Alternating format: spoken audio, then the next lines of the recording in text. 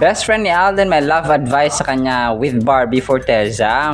Aalamin natin ito mga kasambres. Tapos best friend or boyfriend pala ni Kath mga kasambres, confirmed sa Canada. Ito mga kasambreros. So si Tisoy may regalo na natanggap mga kasambreros mula sa isang fan. So yan at marami pang items sa vlog na ito. Unahan ko ito, confirmed pala talaga mga kasambreros na nasa Canada, sa Quebec, magsushoot sina Ding Dong and Marian mga kasambreros. So as nabalitaan na rin ninyo, yung kanilang movie na Remember, ay doon po isa-shoot mga kasambreros. So ang video na ito ay in-interview sina Marian and Ding Dong mga kasambreros. So nagkaroon ako ng interest dito kasi alam natin ang Dong yan. Tapos yung Corona ng highest grossing Filipino film ay last 3 years ago, no, tatlong taon na ang lumipas nung naging box office din po, no, yung Rewind na pelikula with the Star Cinema. So grabe pala yung ngayon nila, no, kasi ang daming production or producers mga kasambres ng kanilang pelikulang ito. May Regal Entertainment, may Dos to Dos, no, something like that, Star Cinema, tapos ano ba yung iba? Parang 5 yung nag-produce nito mga kasambres, no, GMA Pictures and so on. So yun siya. Kung gusto niyo po pakinggan ito mamaya mga kasambreros, no, yung dito yung kanilang interview kung gusto niyo lang po mga kasambreros and mga Cathenatics. Tapos yon, pinagkaguluhan si Alden doon sa may ibang mga videos pa ito mga kasambreros, no, doon sa pagsushoot nila ng Code Gray mga kasambreros. So dito nakatanggap siya ng regalo na sapin-sapin mga kasambreros na pagkaing Pinoy mga kasambreros. Ang ganda, no, sapin-sapin mga kasambreros. So dito ay inaabangan ng mga tao mga kasambreros si Alden. Tapos Altaris Medical Center pala yung kanilang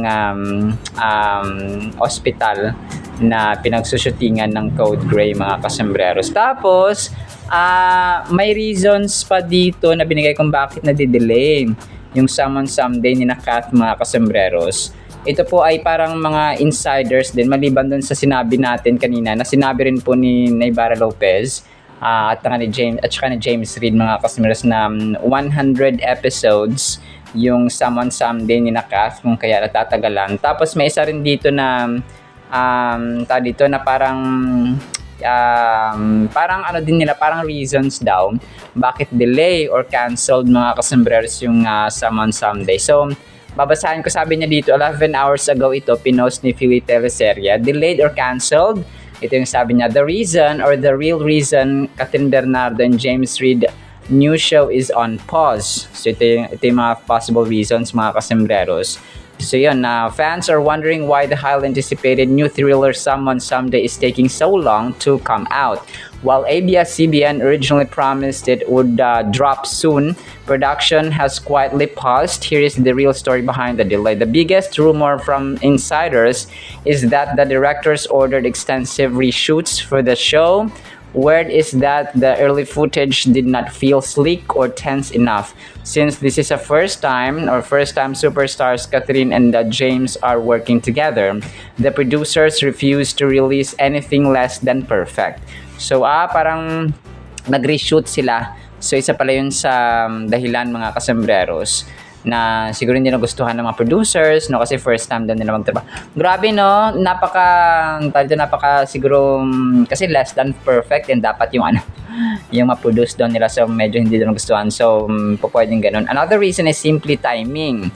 So Catherine admitted that getting back into the fast daily routine of a drama series has been hard after a long break from TV. The directors are giving her space to master her role as a powerful business boss. Meanwhile, James is wearing multiple hats for this project. He's pulling double duty in the recording studio, busy writing and producing the show's official theme song titled Traffic, as well as full set of original tracks specific to his character, Jordan, who is a musician in the series. So, grabe ha. Ang pangalan doon ni Alden sa Love Siargao ay Jao, letter J. Si James Reid naman dito ay Jordan. So, J din po. So, si Kath yata dito ay si Jade, no? So, yun, J din po siya, mga kasembreros. So, hindi naman sila magkakalapit, no? Kasi parang J, mga kasembreros. So, halo-halo na pala itong reasons, no? Or dahilan kung bakit na-delay. Kasi yung nga, no? June na. Tapos, parang dati ay, isip natin February, hanggang naging April, May, June na. Wala pa rin siya, mga kasembreros, na una pa si Alden. So, yun, dahil 100 episodes ay siguro ano din, isa rin yung sa nagpapatagal, mga kasembreros, no, ng kanilang shoot. Tapos sabi pa niya dito, if you're worried the show got canceled, don't be. The series is just on a temporary break while the stars finish other projects like Catherine's big commercials and James's music. The show is still 100% happening. It will stream on Netflix Philippines 3 days before it airs on local TV. Okay. So, ano rin pala siya, ipapa-ere din po sa mga local TV channels ng Kapamilya and All TV. Adding to the massive hype, the series has locked in a heavy-hitting supporting cast to carry the intense mystery. The official roster includes Ma Salvador. So, pero ang tenta na lang tayo, mga kasembreros, no? Talaga. So, syempre, napapaisip lang siguro yung ibang mga artista na, bakit ang tagal-tagal? Or yung ibang mga fans, of course, na nag-aabang, mga kasembreros, na bakit sobrang tagal, no? Ng kanilang shoot, mga kasembreros, na kung iisipin ay mas nauna pang nag-tape. Mas nauna pala sila mag-tape na Alden, mga kasembreros. Tapos, si Kath, no, nag-release din po ang kanyang admin ng back to school checkpoint, no. Ito naman po ay sa Ideal Vision Center ni Kath, no, sa sa kanyang TikTok account. So, after nung kay Alden na parang back to school na picture niya, ay itong kay Kath naman, no, mga kasembreros, na estudyante, no, si Phenomenal Box Office Cinema Queen. So, back to school checkpoint. When was your child's last eye exam? So, dapat yung mga anak ay pinapatingnan, no, yung mata daw, mga kasembreros. So, kasi nga ay kailangan natin ng healthy vision or healthy eyesight, mga kasembreros. So, dito sa amin, wala. Kain ng kalabasa at gulay. So, yun lang aming technique dito, mga kasembreros. Tapos, yun, isa sa mga major items natin, BFF or best friend ni Alden, ay may love advice na walang light love advice. So, parang ganoon ang dito, ang peg ni Christopher Martin. So, alam natin na si Christopher Martin at saka si Alden at saka si Barbie Forteza ay sobrang close na close ang dalawang ito. So, in-interview pala siya ni Jayco Manangan, no, si Christopher Martin, na kung saan ay parang may siya na tinanong niya kung kasi yung love life talaga ni Christopher Martin, kasi nga di ba may anak na siya, no, may asawa na, mga kasembreros. So, parang tinanong siya as a sort of anong maipapayo ba, no, ni Christopher Martin kina Alden or kay Barbie, mga kasembreros. So, yun. Pero separate naman na kasi sabi ni Christopher Martin dito ay of course napag-uusapan nila yung mga bagay na very personal, very private, mga kasembreros, kasi nga ay magtotropa, no? Best friends forever, mga kasembreros, ang tatlong ito. So, dahil BFF ang tatlong ito, ay they share stories na of course sila lang yung nakakaalam, mga kasembreros. So, although parang sabi niya dito na hindi naman kailangan na parang, kasi alam na nila, matatanda na sila, na parang something like that yung yung tono dito ni Christopher Martin, mga kasembreros. So, although parang late, parang nung nakaraan pa tong interview niya kay Jayco Manangan, mga kasembreros, pero kagabi ko lang siya nakita, no, or nabigyan ng emphasis, mga kasembreros. So, pero yun, no, which is my point naman, matatanda na si Alden at saka si Barbie or si Kath man dyan, mga kasembreros, sa dito sa buhay, kung kaya trentahin na, mga kasembreros, no, kung kaya hindi naman nagaanong kailangan ng specific advice or tayo to love advice sa mga kasembreros. Although, may mga masasabi rin siya, suggestion for example, kasi nga ay may asawa na si Christopher Martin, may anak na rin. So, na-experience na ni Christopher Martin yung may experience pa lang ni Alden or ni Barbie, mga kasembreros. So, parang what if sila yung magkatuluyan, mga kasembreros. Pero let's just see, no? Kung anong mangyayari, mga kasembreros, in the future. So, si Lord lang po ang nakakaalam. At of course, no, si Phenomenal Box Office Cinema King. So, mamaya pe-play ko to para pakinggan niyo po, mga kasembreros, no? Tapos, ito, si Alden bilang action star, mga kasembreros. Pinost ito ni Ronella Mirabel, 18, sa TikTok account. Ito po ay, dito, parang series ni Alden, mga kasembreros, no? Ano nga to? The World Between Us ba ito, mga kasembreros? Parang bata-bata pa si Alden dito, of course, no? This is a throwback video nung uma-action at papogi-pogi si Alden, mga kasembreros. So, yun po, no? Throwback lamang po ito. Tapos, ito, parang nakita nila si Linda Walker. Si Linda Walker at saka si Alden Richards in one frame, mga kasembreros. So, parang nakita nila na pwedeng magtambal, no? Sina Linda Walker, na sobrang sikat na sikat ito, no? Nasa Pilipinas siya recently, bumisita siya dito sa Pilipinas, mga kasembreros. So, parang ginawa ng fan dito ay parang gusto niya na magkaroon or parang tambal sina Alden at saka si Linda Walker. So, pero ito AI generated lang, of course, no, na video, mga kasembreros. Sobrang sikat ito ni Linda Walker, mga kasembreros. Nung pumunta siya dito sa Pilipinas ay talagang dinumog siya ng mga tao, mga kasembreros. Tapos, yan, isa sa mga major items din natin ito, BF Kanikas, no, mga kasembreros. Ito yung caption dito ng isang fan. Parang nagbabadminton sila. Tapos, dito, basketball pala, mga kasembreros, no? Yung matatalo na kayo, sabi niya dito. Yung matatalo na kami, pero girlfriend ko pala, si Catherine Bernardo, mga kasembreros. So, hindi ko lang...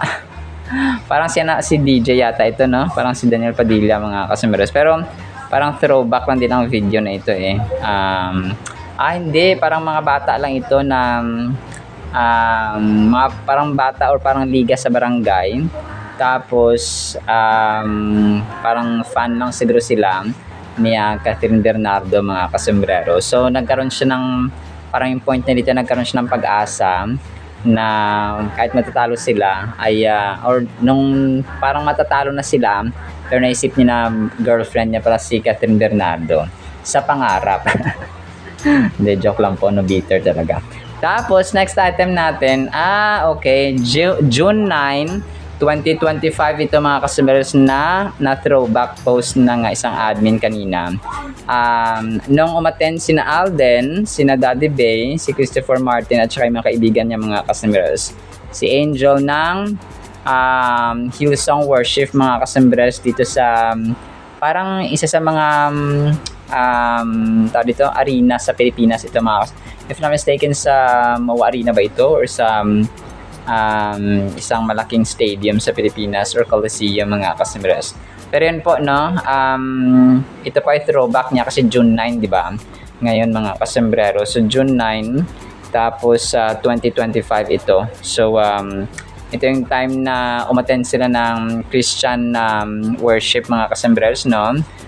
Yung Hillsong, yung Mighty to Save, yung kanyang kinanta dito. My God is mighty to save, He is mighty to save. So yun siya, mga kasembreros. Ang ganda ng kantang ito, meron ako niyan sa playlist, mga kasembreros. So yun po, no, na-recall lang po ng isang admin, mga kasembreros. Tapos si Kath naman ay isang fan dito na nagpa-picture sa kanya, no, nung time na may event siya, parang nag-shoot sila ng Someone Someday dito, mga kasembreros. Tapos ito po ay yung naka-black siya, mga kasembreros. Tapos may isang fan na nagpa-picture sa kanya. So, although nung nakarang araw pa to pinost pero kagabi ko lang siya na post. So, AI generated or edited ito mga customers, Lofi Dusk IG effects or filter mga customers. Tapos, may iba't ibang iba't ibang features mga customers, no? Tapos, final photo, yung kanyang finlash or kinalabasan mga kasembreros. So, yun po, no? Isang fan ito na of course ay nahanga niya si phenomenal box office cinema queen mga kasembreros. Tapos, yun, last item natin, abang-abang tayo sa mga kaganapan pa po no, ng Kath din mga kasembreros kasi talagang sobrang busy nila pareho mga kasembreros, no? So, hoping pray hindi na matapos na agad yung Summon Someday shoot ni na Alden mga kasembreros. Or ni na Kath pala. No, kasi parang medyo late. Parang sobrang tagal na siya mga kasembreros.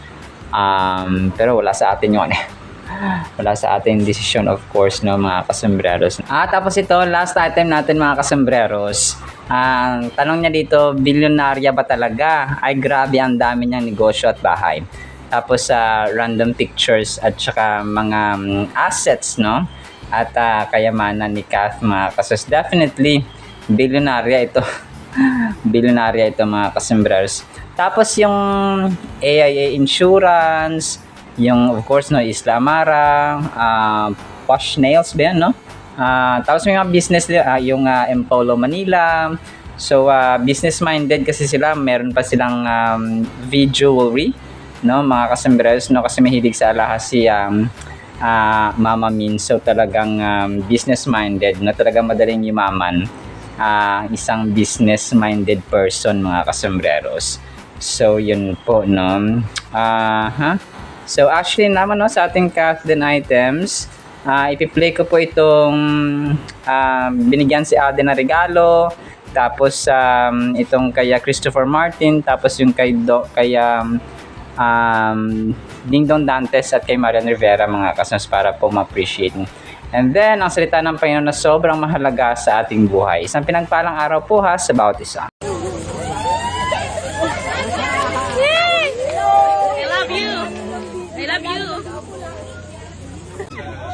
May sasakyan. Go, bye. Go. Alden, this is what I told you. Okay po, sapin-sapin. Yes, Sarap naman po naman ito. Speaking of, syempre sa Sparkle Run, kasama din sa mga active na naglalaro dyan, nagtumatakbo yung mga kaibigan mong sina Alden and Barbie. And we all know na yung love life mo is flourishing. Talagang grabe din talaga yung pagmamahal sa pamilya and pagmamahal sa anak and all. Anong love advice na mabibigay mo sa kanilang dalawa? Malaki na sila, hindi nila kailangan yung love advice galing sa akin. Oo, alam nila yung ginagawa nila. Basta ang ano lang is, sa aming tatlo, ano naman kami, takbuhan namin yung isa't isa. So, pag may mga problems, kahit di lang love general, talaga nagkakwentuhan talaga kami. Talaga nagbibigay kami ng advice sa isa't isa. So, Deep conversation. May mga kanya-kanyang problema kami na kinoconsult sa isa't isa, iba-iba, ganun, hindi lang specific lang. Pero in terms of, kung yung tanong mo is about sa love life, kung paano, kaya na nila yan. Matanda na sila.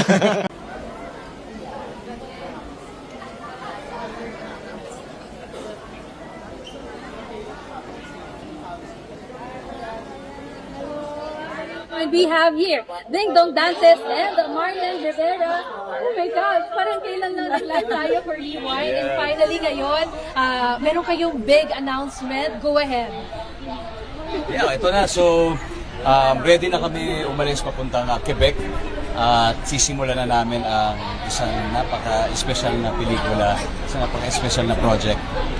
After 3 years na pala mula nung huli kami nagsama. At ito, si Direk May nandun na.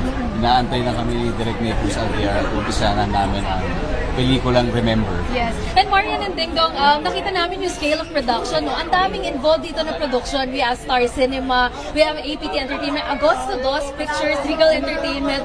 How does it feel to be the center of all these big productions?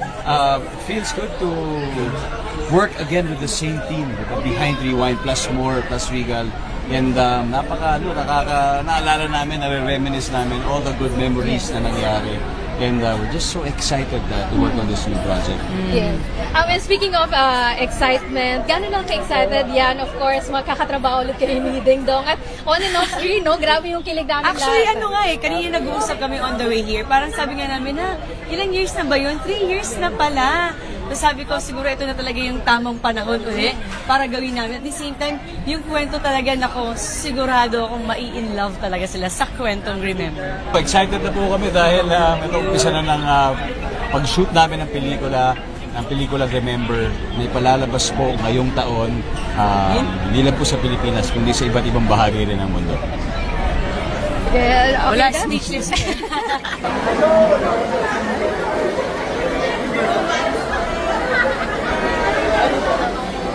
Sobrang satisfying at napakaganda po ng word natin mga kasembreros. Ang title po ay May Pagkain at Damit Lang, Happy Na.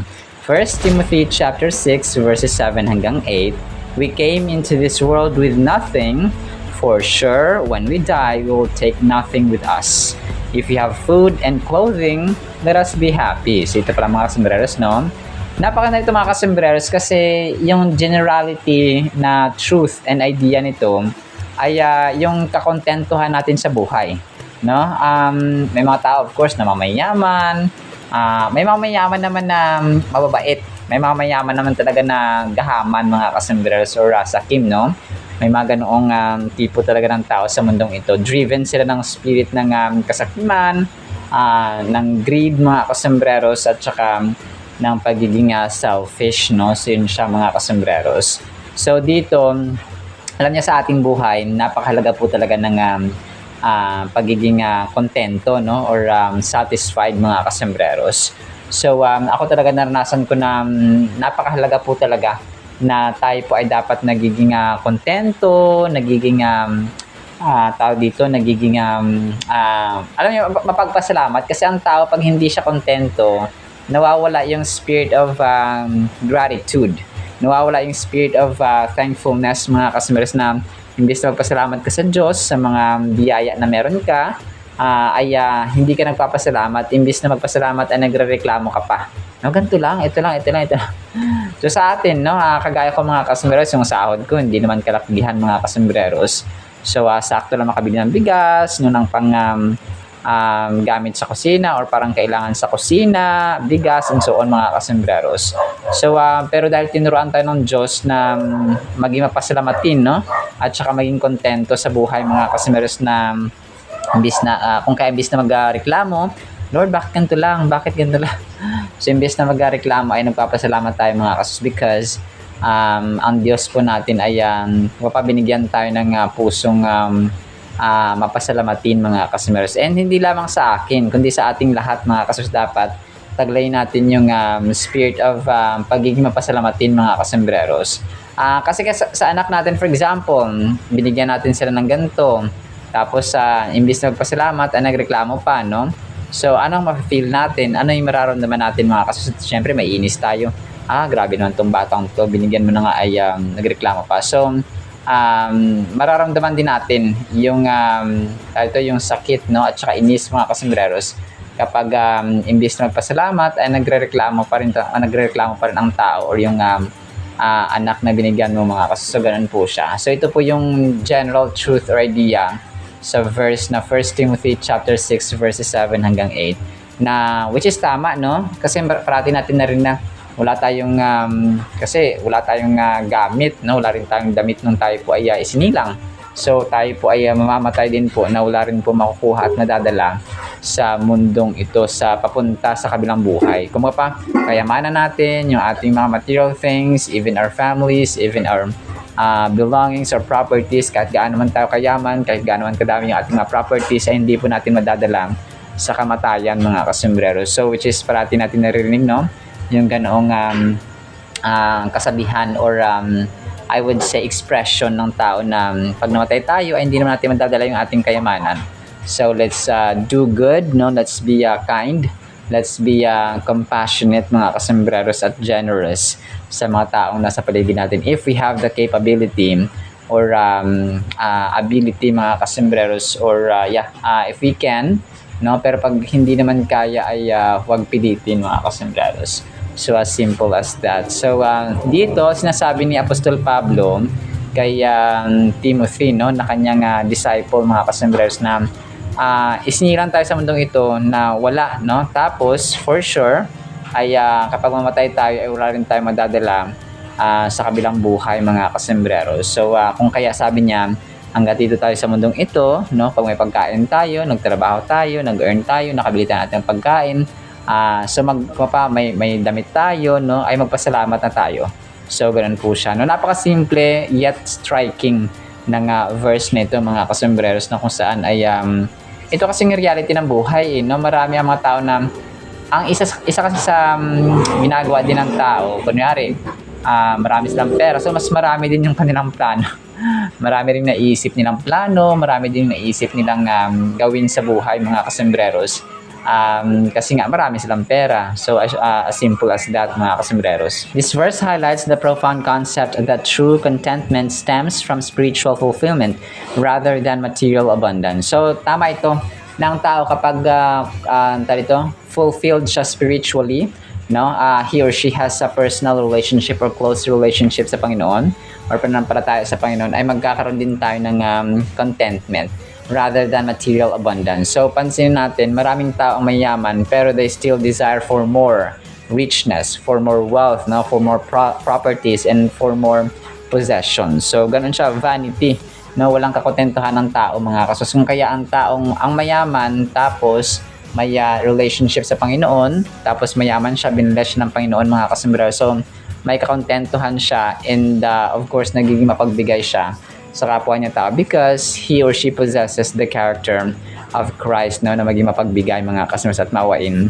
sa mga tao. It emphasizes the importance of cultivating a sense of godliness within oneself to attain a deep sense of satisfaction and peace.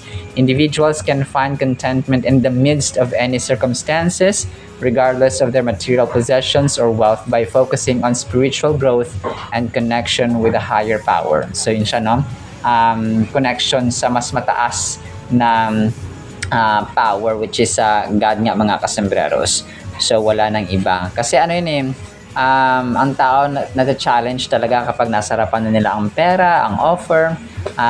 Kung kaya marami din mga sort to say, yung mga artista, yung mga vloggers, kumakapit din sila at saka tinatanggap nila yung mga maling promotion, no, maling gawain mga kasembreros, especially yung mga sensitive or sensual na mga palabas, no. Kumapag for the sake of fame, for the sake of money, for the sake of popularity mga kasembreros, kasi gusto nila for example maging artista, so ang role na ibibigay sa kanila ay medyo sensual, so tatanggapin pa rin nila because they wanted to be famous someday mga kasembreros. So we can be famous naman in a good way, good and right way mga kasembreros, but not to the point na kung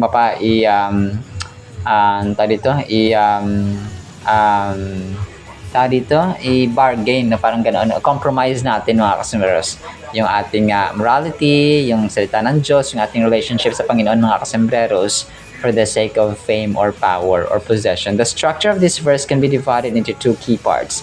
First, it highlights the transient nature of worldly possessions. Second, it emphasizes the contentment with basic necessities. We will explore. So yun siya, no? Una, ang verse na ito ay nag-highlight ng transient nature ng mga worldly possessions. Ibig sabihin po ng transient nature ay natatapos, hindi siya forever. Okay? Hindi siya eternal mga kasama, kasi ang lahat ng material things sa mundong ito ay talagang yung mga bahay naluluma, yung mga kotse nasisira, yung mga cellphone napapalitan kasi sira din siya mga kasama, yung pera naubos, no?